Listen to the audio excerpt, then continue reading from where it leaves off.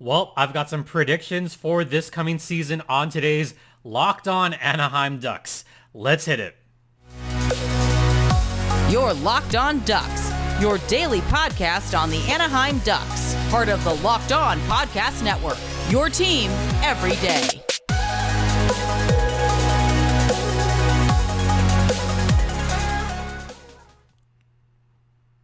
Hello, everyone. Welcome to Locked On Anaheim Ducks, part of the Locked On Podcast Network. I'm your host, Jason JD Hernandez. This is Zuri. And thanks for making this your first listen of the day. As always, my Twitter, you're bored of this already? My Twitter is at StimpyJD. The show's Twitter is at LO_Ducks. And don't forget that you can also check out the show wherever podcasts can be heard. And hey, you know what? This is my little co-host for the first minute. This is a sign for all of you guys to get a dog. Dogs are loyal. Dogs will never disappoint you. And dogs are just the best, aren't they? Yeah, they're the best. Yeah. Aw. All right. I'm going to let you go eat your food. Say hi to all the folks out there in Ducks. Aw. Yeah, she's licking her chops. She wants to eat. So I just thought I'd have a little bit of brevity and fun there. All right. So let's talk predictions, shall we? So in the past, I've made some bold predictions just because that was what was asked. This year, this is going to be just on my own. Like, I'm making my own predictions. And you know what? Let's just get right into it with the predictions. So I saw that a lot of folks are saying, well, we kind of expect, like, some folks expected that Troy Terry was going to be the breakout star last season. And I was one of those that said, oh, Troy Terry is going to get 25 to 30 goals last season. And, you know, I'm not going to play that back from last season, but I will kind of toot my own horn by saying I called it. I freaking called it. So Troy Terry actually surpassed that. He did not get 25 or 30 goals. He got 37 goals. So I'm going to go out on a limb here. I think Troy Terry is going to improve. I think he gets 40 goals this season. Yeah. I think Troy Terry is that guy. He is that guy that is completely capable of taking over at a moment's notice and really just taking over an entire team in about 2 to 3 minutes. And that's how he is. That's now how he is. He's finally become more aggressive. He's finally become the player that we were all hoping he would become. 37 goals, I don't think is a fluke. I truly believe that he will get 40 goals next season for the Anaheim Ducks. I do believe that, and part of that is he got used to playing with Ryan Getzlaf, but Ryan Getzlaf is a pass-first kind of player. He likes getting those apples. While Trevor Zegras does like to score a lot, going back to college, he was a pass-first guy. Going back to the first year of World Juniors, he was a pass-first guy. In fact, remember World Juniors back in 2019? Trevor Zegras didn't score a goal in that first tournament. He got 9 assists. 9 assists. Among the leaders in assists and points for that tournament, but he wasn't looking to score. He was looking to make his teammates better. And even in the WJCs when he won the MVP, yes, he scored goals, but he was looking to make those key passes in critical moments, which helped lead USA to the gold, because that's what Zegras is about. He wants to win. And speaking of Trevor Zegras, I mentioned that I'm going to go out on a limb and say that Troy Terry scores 40 goals this season. And I think Zegras can score 30 goals. I'm not going to go completely off the rails and say that Zegras is going to score 40 goals, because by my recollection, I don't think the Ducks have ever had a pair of 40 goal scorers in a season. I mean, it's been a while since they've even had a 50 goal scorer in a season.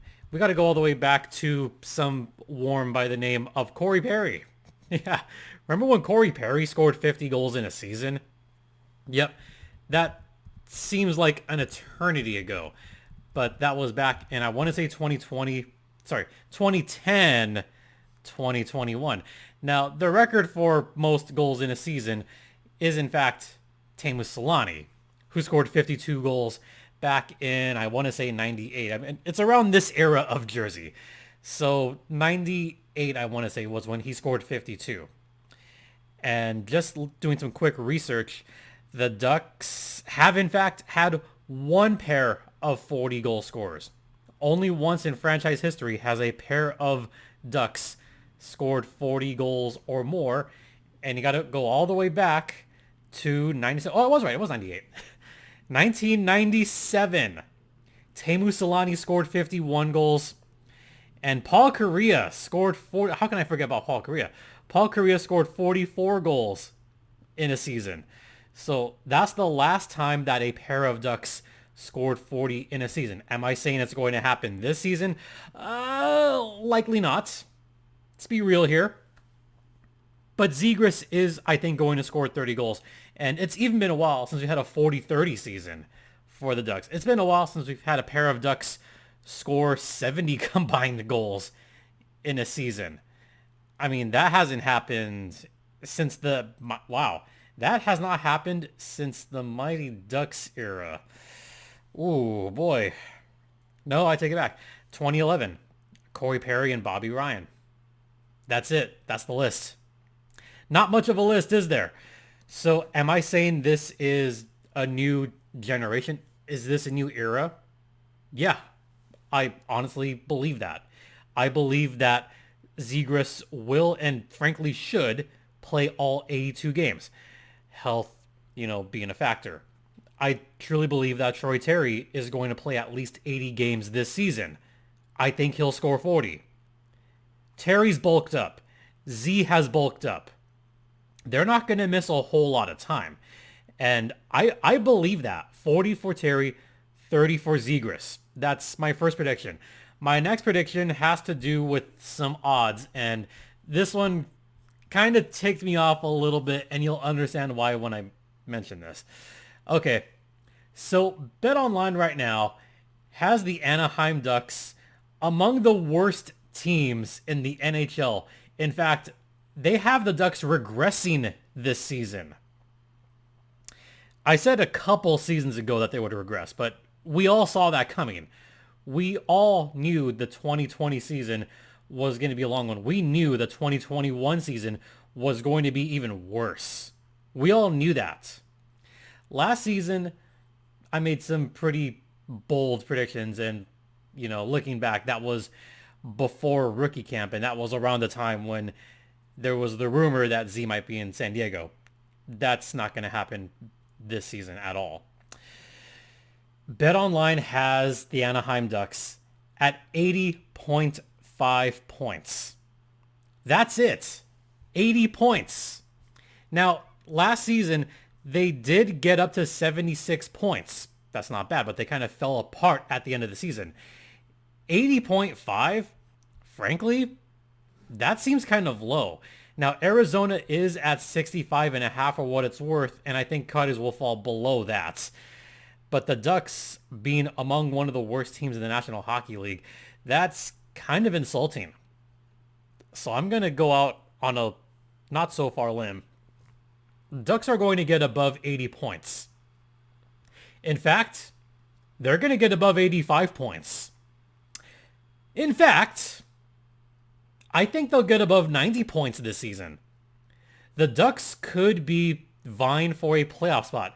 Now, I know the points to get in on average hovers around 94 to 97 points. I think the Ducks will be right there.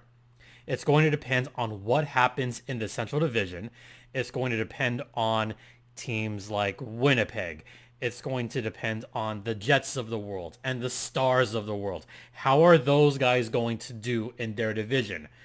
How bad are the Blackhawks going to be? How bad are the Coyotes going to be? I think the Coyotes and Blackhawks being so bad might pump up the points in that division a little bit. So that's going to make it a little bit tougher for the Ducks to get into the postseason without getting a top 3 spot in the Pacific Division.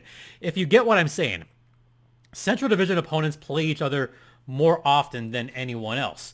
So I still think that the top 5 spots in that division are going to make the playoffs. The Ducks need to supplant the Flames, Oilers, and Kings. If they can do that, then hey, you know what? The sky's the limit here. So yeah, my prediction, the Ducks will get above 90 points.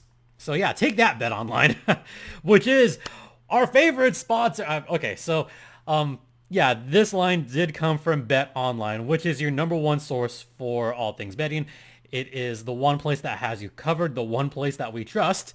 And hey, they have you covered with more props, odds, and lines than ever before.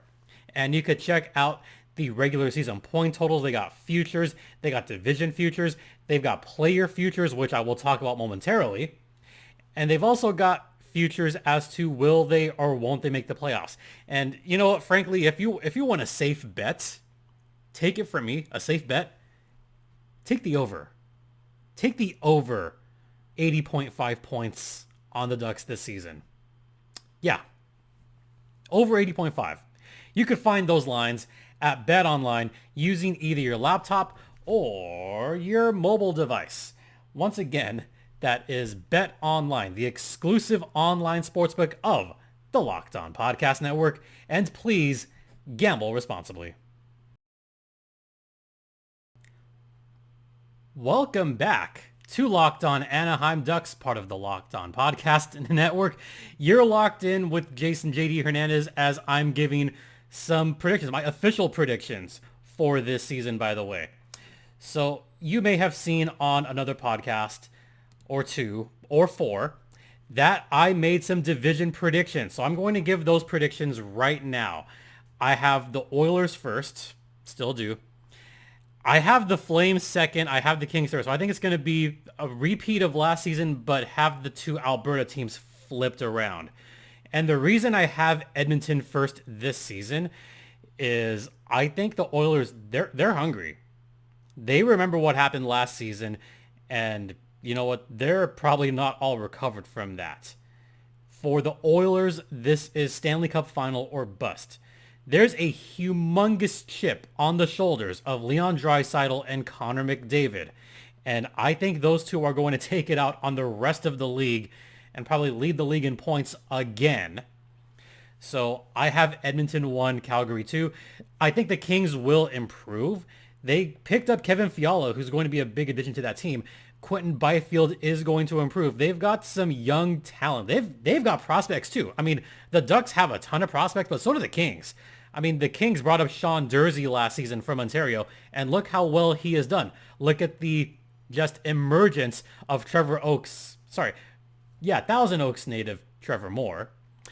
And you just have Phil Deneau, who's looking great as ever. And now that Dustin Brown is retired, that eliminates a huge hole in the Kings lineup. Sorry, Eddie, but, you know, Dustin Brown, it was time. It was time for him to go. So that eliminates a huge hole in that lineup, which brings up who's going to replace Dustin Brown? Who's going to bring the scoring? They're going to score more goals this season, so I see the Kings improving. I also see the Ducks improving, which is why I have them all the way at number 4. All the way at 4 because the Ducks' young talent is going to emerge. Because you have guys like Terry emerging. And you also have enough veteran leadership that I think are going to right the ship. And just to round it out, I had Vancouver number 5. Vancouver does have some pieces there, and I don't think they're going to suck all that much. So I have Vancouver at 5. And where does that leave the rest of the teams? Okay, I have Vegas at 6. Vegas is regressing. They're on the downslope. They've got no goalie. None. They cannot rely on Logan Thompson. Logan Thompson is a perfectly competent goalie. He is a perfectly cromulent backup goaltender. I just don't see him being a number 1 for the entire season. And Vegas is going to have some huge issues in net. So I have them dropping all the way to number 6. And rounding it out, I have Seattle at 7 and San Jose at 8. Look, the Sharks are not going to win a whole lot of games. We all know that. They know that. They're the team that's going to be dead last in the division, but at least they will be competitive. So that's my official ranking for this coming season. Now, I wanted to go back to Bet Online because they have another lineup, which I'm thrilled about. And my prediction, Mason McTavish will win the Calder Memorial Trophy. He is the favorite right now on BetOnline at plus 350 odds. Owen Powers plus 450, Matty Beniers plus 500, Eklund at plus 800, etc., etc. Mason McTavish had himself a great year, and he's going to prove himself. And we're even seeing out of training camp that Mason McTavish is playing some time at wing. Could this possibly mean that Mason McTavish could be a top 6 player right away? I could see it. I could honestly see McTavish playing top minutes. He's proven it. He's proven it at pretty much every level he's played. He even proved it in the NHL. Those first few games before he got hurt, he looked fantastic. I mean, come on. 2 points in your NHL debut, scoring a goal. Him already starting to just battle with guys down there. Yeah, I completely see it. So I do truly, I believe it. Like, I wouldn't be saying this if I didn't believe it. And he has me believing. Mason McTavish, Calder Trophy winner. That'd be a huge deal for the Ducks. And that would just be the first step for McTavish. And speaking of McTavish, I have him, you ready for this? I have him scoring 25 goals this season. Where Trevor Zegras is more of a pass first kind of guy. Yeah, McTavish is not afraid. He has no fear. I think he'll get up to 25 goals this season. And someone else that I think is going to show some improvement this season and will hopefully play at least 75 games this season, Adam Henrique. Uncle Rico is a great asset for this team. And I think he could score 20 goals also. I really do. So there's going to be some improvement, and I think he's going to pick up some of the slack on the scoring that's going to be vacated from Rickard Rakell, from Sonny Milano. You know, Milano now with the Flames, and Rakell now with the Pens. Look, with those two guys, that's 30 goals that you're missing. And I think Adam Henrique is going to be one of those guys that picks up the slack. Rakell saw some top 9 forward time, and Rakell, for a good 20-25 games, he saw the bulk of the minutes. And with Rakell gone, Rico is going to be that guy that's going to step up. So I have all those guys increasing their scoring, which means the Ducks as a whole are going to improve on their scoring. So I got to give Henrique the benefit of the doubt here and say that he's going to do well this season. And just a couple other little surprises. I haven't talked about a breakout player of the year. I haven't. And who I have as my kind of breakout player of the season might surprise some of you. And this might be out of left field, but go with me on this. We'll get to that on the other side. Welcome back to Locked On Anaheim Ducks, part of the Locked On Podcast Network. All right, so I did mention that I typically have one breakout star every season, or one guy that is going to be the most improved. And I almost wanted to say Isaac Lundestrom, but I think he'll be stuck in the third line, so he's not going to get top minutes. And this, I really had to think about this one because I'm like, who's going to be the breakout player this season? I mean, everybody knows Troy Terry now. Zegras is the easy answer, and that's kind of a cop-out answer. So I'm not going to say Zegras. This one I want to be really, really bold on, and I kind of want to ruffle some. I purposely want to ruffle just a few feathers, just a little bit. I think someone that's going to have kind of a breakout season. And I'm going to go defenseman. So I'm not going to say Klingberg because we expect it. I'm not going to say Fowler because we also expect it. I think one of the breakout players this season that will, by numbers wise, not improve a whole lot, but I think we could see some noise out of Kevin Shattenkirk. Oh, that's a surprise. Why JD? Why Kevin Shattenkirk? Because he's a durable guy. He played all 82 games last season, scored 35 points. That looks good. I think Shatty is going to be just a player that's going to try to prove himself because this is a contract season for Kevin Shattenkirk. He's looking to get at least one more contract before he starts to think about retirement. He's not thinking retirement right now. He's thinking about the next contract, which could be his last contract. If he has a 40 to 45 point season, if he can get double-digit goals this season, then teams might look at that and go, hey, you know what? There might be a little bit left in the tank. We're going to try to take him away from the Ducks. We're going to try to sign him. And I think he knows that. Shatty hasn't scored double digits since the St. Louis Blues back in 2016-2017. So it's been a while for Shatty. Is he capable of scoring double-digit goals? Yes, he is. Can he get above 40 points? Yes, he's done it several times. Do I think he could get there this season? Honestly, yes. Do I see him getting top minutes? Yeah, I really do. I think it would be interesting if he gets up on a second defensive pairing.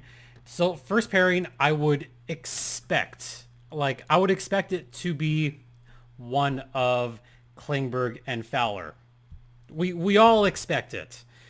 Second line is going to be really interesting because you have Jamie Drysdale right freaking there. Drysdale is going to improve a lot as well. And I feel like Drysdale could be the easy choice here. But I think Shatty could compete for that spot. I really do. And there's going to be a huge competition between JD and Kevin Shattenkirk.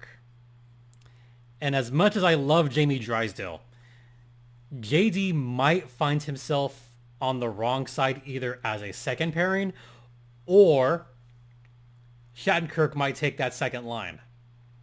I think Shatty does have a little bit something to prove.